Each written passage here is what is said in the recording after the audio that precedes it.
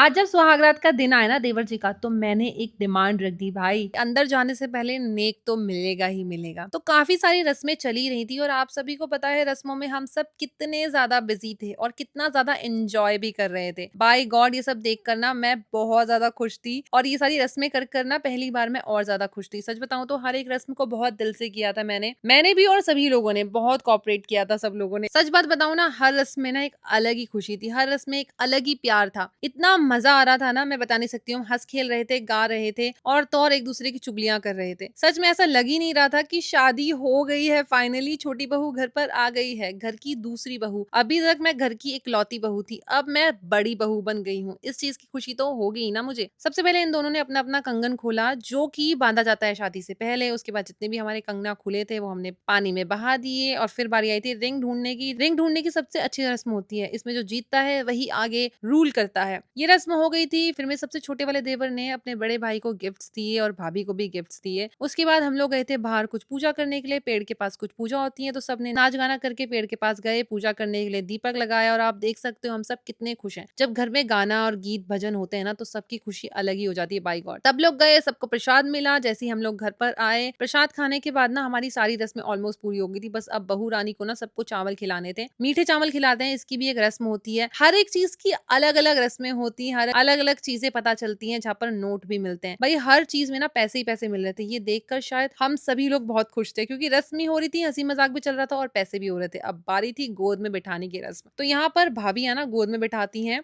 अपने देवर को, और देवर को खूब सारा माल मसाला मिलता है। तो ये भी एक रस्म होती है भाई यूपी साइड में। ये मुझे नहीं पता था, जब मेरी शादी हुई ना तब मैं शौक थी कि ये कौन सी रस्म है भाई देवर को गोद में बैठाने की। बट बहुत ही मजा आया था। उसमें बहू ही गोद में बैठाती है अपने देवर को और बहू ही देवर को पैसे भी देती है। तो भाई ये रस्म हो गई थी। उसके बाद हम लोग ऊपर गए, जहाँ पर हमने बहू रानी को उसके रूम में भेज दिया था, because she was very tired. अब उसको सिर्फ सोना था और अपने कपड़े चेंज करने थे। पूरी रस्मों के बाद ना सबसे ज्यादा अगर कोई थकता है ना, तो वो होती है दुल्हन। दुल्हन को हमने ऊपर भेज दिया था। अब बारी आई थी देवर को रूम में भेजने की। तो देवर जी को तो मैंने यही बोला था, भाई अंदर जाना है तो कुछ नेक तो देना ही पड़ेगा। भाई भाभीियों का भी तो कुछ हक बनता है ना नेक वेक का। तो यहाँ पर मेरी मॉम एक गड्डी लेकर आ गई थी। वैसे ही प्लान मेरा और मेरी सासू मॉम का ही था। सासू मॉम चाहती थी कि कुछ धमाकेदार अब अलग होना चाहिए। तो यहाँ पर मैं खड़ी हो गई थी और वहां पर 500 के एक नोट दिए जा रहे थे। मैंने बोला था नहीं, अगर अंदर जाना है तो पूरी गड्डी मेरे नाम करनी पड़ेगी। और एट दी एंड पूरी गड्डी मेरे नाम हो गई थी और मैंने फिर अपने देवर को रिलीज कर दिया और वो चले गए थे अंदर। कुछ इस तरीके से रस्में हुई और हमने खूब एंजॉय किया। सच में यार ये दिन ना हमें याद आएंगे बाद में। अगर आज को वीडियो अच्छी लगी हो तो अभी आपको सिर्फ इस वीडियो को लाइक करना है और नए जोड़े को बहुत सारा आशीर्वाद देते हुए जाना है। बाय गाइस, मिलते हैं दूसरी वीडियो में बहुत जल्द।